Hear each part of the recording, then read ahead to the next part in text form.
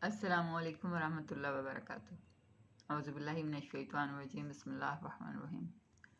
Today our topic is introduction to social work and definition of social work.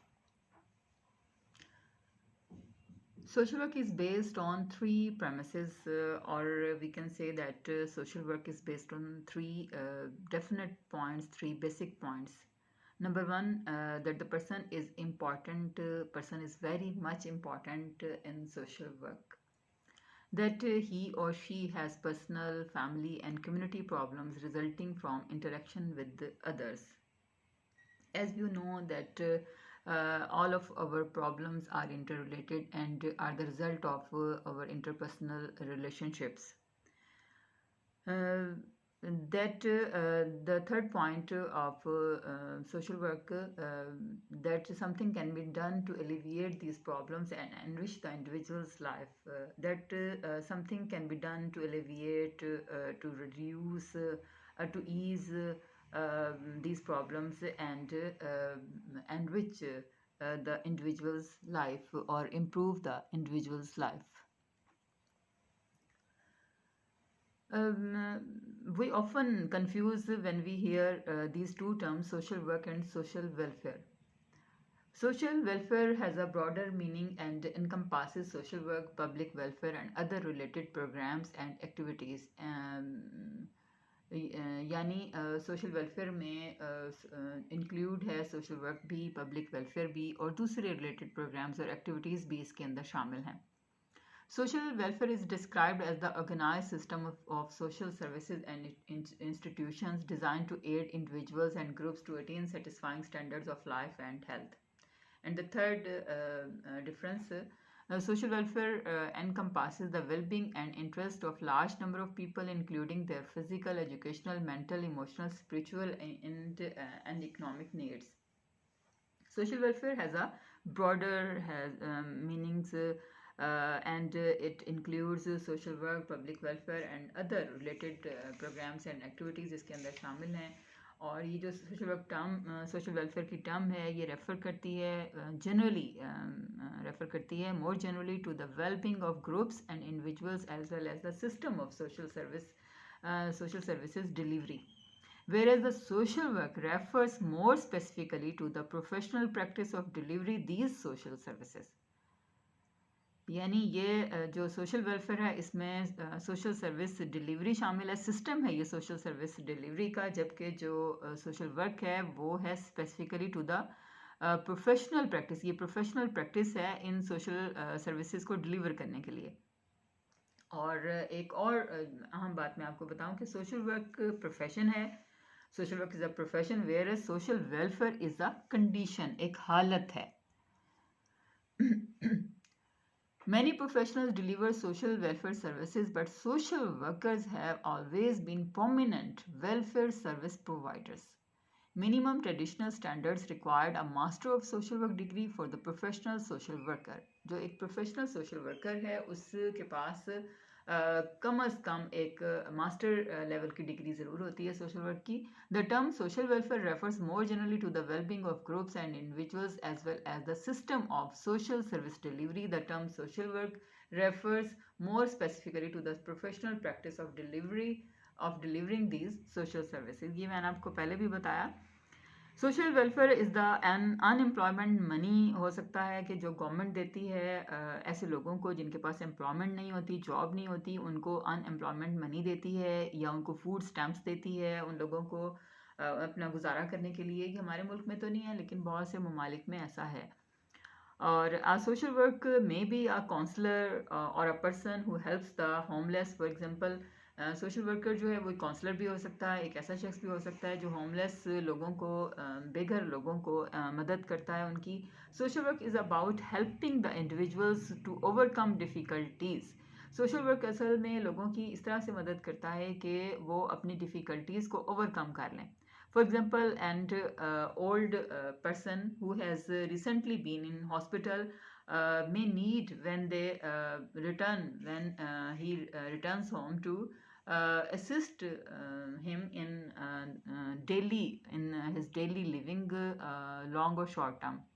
यानी एक बूढ़ा शख्स है, वो हॉस्पिटल में रहा है और वो आता है, तो उसको अपने माहौल में एडजस्ट करने के लिए, उसको अपनी डेली रूटीन लाइफ में एडजस्ट करने के लिए उसको असिस्ट किया जाता है। और वो ये असिस्ट कौन करता है? ये सोशल वर्कर असिस्ट करता है।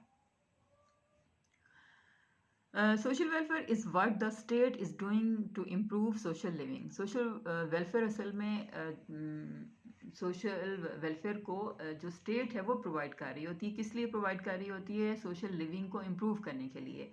That is national health services, unemployment benefit, जैसा कि मैंने आपको पहले बताया, हाउसिंग है, यानी लोगों को घर, जैसे छोटे घर, थोड़े पैसों में छोटे घर फ्राहम करना, या मुफ्त हेल्थ सर्विसेज देना, या जैसे कि ये हेल्थ कार्ड बन रहे हैं आजकल, इमरान खान की हुकूमत हेल्थ कार्ड, इंसाफ हेल्थ कार्ड फ्राहम कर रही है, जैसा कि बूढ़े लोगों को 2000 रुपया महीना देने की स्कीम शुरू हुई है। और जैसा कि रेलवे में जो बूढ़े लोग हैं, शायद 65 साल से अबव हैं, उनको बगैर टिकट उनको वो सफ़र कर सकते हैं वगैरह वगैरह। कुछ इस टाइप की जो सर्विसेज हैं वो लोगों को फ्राहम की जाती हैं। और जो सोशल वर्क है, सोशल वर्क एक प्रोफेशन है और इसके अपने कोड ऑफ एथिक्स हैं। It has its own code of ethics. और social welfare is not a profession, process है ये of services to the needy.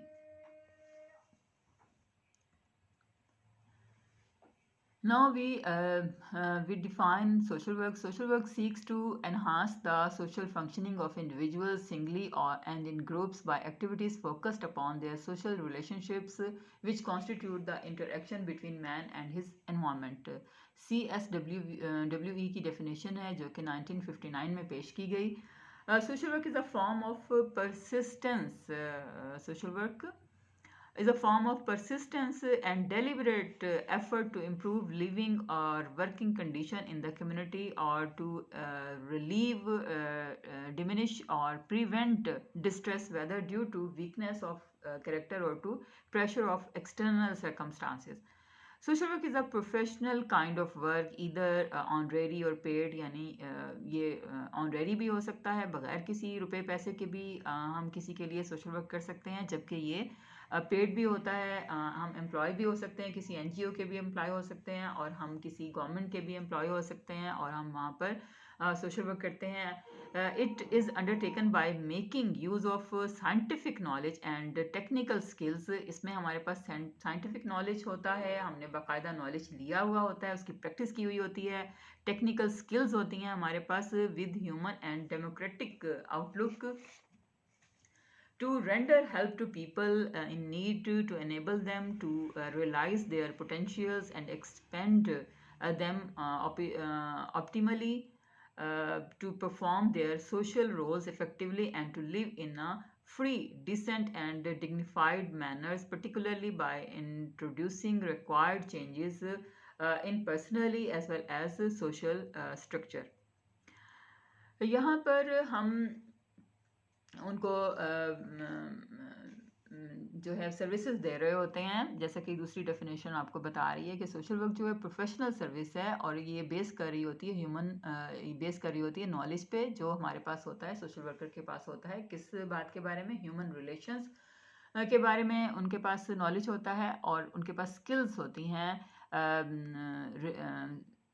Skills होती हैं उनके पास। और ये किस तरह की स्किल्स होती हैं? आपने देखा होगा कि डॉक्टर्स जो हैं वो जब अपना पूरा MBBS कंप्लीट करते हैं, साथ साथ वो एक्सपेरिमेंट्स भी करते रहते हैं, और साथ साथ उसके बाद उनका हाउस जॉब होता है 1 साल का, और वो उसमें सब कुछ सीखते हैं बहुत अच्छी तरह से। उनके पास स्किल्स होती है, सारी उनके पास तजर्बा होता है, जब भी उन्होंने ख़ुद से भी बहुत कुछ किया होता है अपने सीनियर्स के साथ मिल करके। और पहले तो वो ऑब्ज़र्व करते हैं, फिर वो अपना एक्सपीरियंस करते हैं, और उसके बाद वो इस काबिल होते हैं कि वो अपनी प्रैक्टिस शुरू कर सकते हैं। इसी तरह से एक सोशल वर्कर होता है, वो भी प्रोफेशनल होता है डॉक्टर्स की तरह से, वो भी सर्विसेज देता है जैसे कि डॉक्टर देता है, उसको भी नॉलेज होता है। डॉक्टर्स को तो ज़ाहिर है पूरे ह्यूमन बॉडी के बारे में नॉलेज होता है, जबकि जो सोशल वर्कर है उसको ह्यूमन रिलेशंस के बारे में नॉलेज होता है, स्किल्स होती हैं उसके पास, उसने सारी स्किल्स सीखी होती हैं, तरीके सीखे हुए होते हैं उसने रिलेशनशिप्स के और के बारे में। और वो कंसर्न्ड होता है उन प्रॉब्लम्स से मुतल्लिक with the problem of interpersonal and और इंटरपर्सनल कौन सी प्रॉब्लम्स होती हैं जो विद इन द पर्सन होती हैं, और जो इंटरपर्सनल प्रॉब्लम्स होती हैं वो होती हैं between persons, adjustments resulting from unmet individual group और community needs. Mirza R Ahmad की 1969 में ये डेफिनेशन है कि एक सोशल वर्कर के पास ह्यूमन रिलेशंस का और रिलेशनशिप्स का नॉलेज और स्किल होता है, और वो उन प्रॉब्लम्स को डील करता है, उन प्रॉब्लम्स को कम करने की कोशिश करता है जो विद इन द पर्सन होती हैं और जो बिटवीन द पर्सनस होते हैं, और एडजस्टमेंट के लिए कोशिश करता है। किस चीज़ की एडजस्टमेंट के लिए? कि जो ऐसी चीज़ें जो किसी भी इंसानों की, किसी लोगों की, उनके ग्रुप्स की या फिर कम्युनिटी की जो अनमेट डिज़ायर्स होती हैं, अनमेट नीड्स होती हैं, जो उनकी ऐसे मसाइल होते हैं जो कि हल नहीं हो पा रहे होते, उनको एडजस्ट करने के लिए वो तगोदो करता है। आपने देखा होगा कि एक शख्स अगर माज़ूर है तो कोई हम इस तरह का ख्वाब नहीं बुन सकते कि वो मुकम्मल तौर पर उसकी टांग जो है वो अपनी टांग जो है लग जाएगी, या उसका बाजू जो है वो खुद से वो बिल्कुल ठीक हो जाएगा। अगर वो उसका बाजू कट चुका है और वो अब नहीं जुड़ सकता, वो उसके बाजू की मुकम्मल तौर पर माजूरी हो चुकी है, तो हम जो एडजस्टमेंट करेंगे, एक सोशल वर्कर जो एडजस्टमेंट करेगा वो क्या होगी कि हम उसको एक मशीनी बाजू जो है मसनूई बाजू वो लगवा कर देने में उसकी मदद कर सकते हैं। हम ये देख सकते हैं कि उसके अपने पास कितने रिसोर्सेज हैं, और अगर उसके पास रिसोर्सेज हैं तो हम उसका सिर्फ हमने उसके साथ राब्ता करवाना है जहाँ से उसको वो मसनूई बाजू मिल सकता है और जहाँ से वो लग सकता है। और अगर उसके पास रिसोर्सेज नहीं है तो फिर हमने ऐसे डोनर्स देखने हैं, ऐसे इदारा देखना है, ऐसे इदारे देखने हैं कि जो इस तरह की सर्विसेज दे रहे हों या जो डोनेट कर रहे हों, फिर हमने उसका उनके साथ राब्ता करवा देना है। और जिस तरह से अगर एक शख्स है वो बूढ़ा हो चुका है और अब उसके आज़ा काम नहीं कर रहे, तो हमारा काम सिर्फ यही है कि हम या तो अगर उसके कोई रिलेशंस हैं जो कि उसकी मदद कर सकते हैं, उसके साथ रह सकते हैं, उसको लुक आफ्टर कर सकते हैं, तो हमने उन लोगों को इस बात पर कायल करना है कि वो उनके साथ रहें या उनको अपने पास रखें, और उनको उन बूढ़े लोगों को या बूढ़े शख्स को लुक आफ्टर करें। लेकिन अगर उसके पास ऐसे रिलेशंस नहीं हैं, ऐसे रिश्ते नहीं हैं, तो फिर हमने ये कोशिश करनी है कि हम उसके लिए कोई ऐसा इदारा ढूंढें कि जो की मदद कर सकता हो, वो उसको यानी अपने पास उस इदारे में वो रह सकता हो और वहाँ पर उसकी मुकम्मल तौर पर देखभाल की जा सके। A social worker is well aware about the knowledge of human relations. This definition has emphasized role of social work as a professional practice bring intrapersonal, यानी जैसा कि मैंने आपको पहले बताया कि with in the person, intra जो personal होते हैं उसका मतलब होता है विद इन द पर्सन, और इंटरपर्सनल का मतलब होता है बिटवीन पर्सन्स, एडजस्टमेंट्स। बहुत सी ऐसी चीज़ें होती हैं जो कि हमें नहीं समझ में आ रही होती, हम नहीं कर पा रहे होते, हम ख्वाब देख रहे होते हैं कि हम बिल्कुल ठीक हो जाएंगे, हम कोई जादू हो जाएगा कि जो हम मुकम्मल तौर पर सेहतमंद हो जाएंगे, हमारे आज़ाद खुदा न खास्ता अल्लाह ना करे, अल्लाह ताला हर किसी को पनाह दे के आज़ाद जुड़ जाएंगे और हम फिर पहले से कंडीशन में आ जाएंगे। बूढ़ा शख्स सोचता है कि वो जवान हो जाएगा। ये कोई फ़िल्म नहीं है, ये हकीकी ज़िंदगी है, और इसमें हमें हकीकतों के साथ जो है वो चलना पड़ता है, उनको फेस करना पड़ता है। तो हम यहाँ पर ये नहीं कहा जा रहा कि वो मुकम्मल तौर पर सोशल वर्कर जो है वो उनमें उनकी जो हालात हैं उनमें बदलाव ले आता है, बल्कि ये कहा जा रहा है कि वो उन हालात को किसी हद तक उनके लिए काबिल बर्दाश्त बनाता है, और उनको भी इस बात पर लेकर आता है कि वो इन हालात के साथ कोप कर सकें, इन हालात को फेस कर सकें, इनके साथ एडजस्टमेंट कर सकें। कई चीज़ों के साथ हमें एडजस्ट होकर रहना पड़ता है।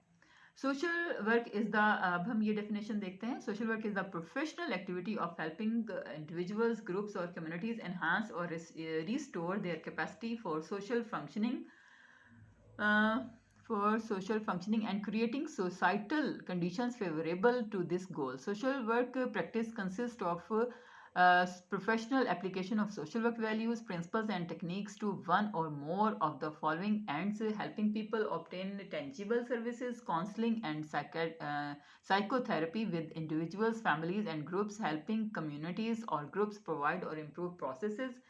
The practice of social work requires knowledge of human development and behavior of social, economic, and cultural institutions and the interactions of all the factors.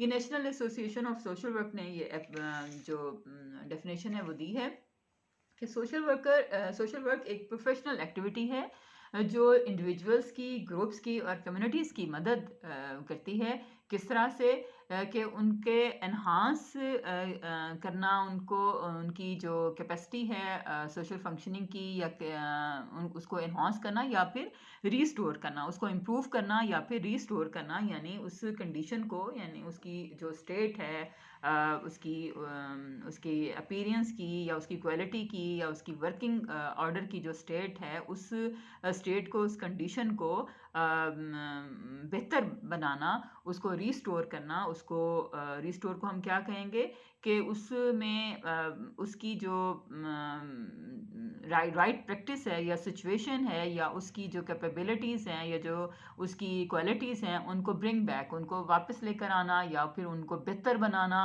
ये बाज़-औक़ात ऐसा होता है ना कि कोई शख्स अपनी विल पावर जो है वो खो देता है, कोई शख्स अपनी जीने की उम्मीद खो बैठता है, कोई शख्स जो है वो अपने उमंग खो देता है किसी भी वजह से, किसी खुदा न खास्ता किसी अपने की डेथ की वजह से, खुदा न खास्ता कोई अपनी किसी बीमारी की वजह से, खुदा न खास्ता अपनी किसी नाकामी की वजह से।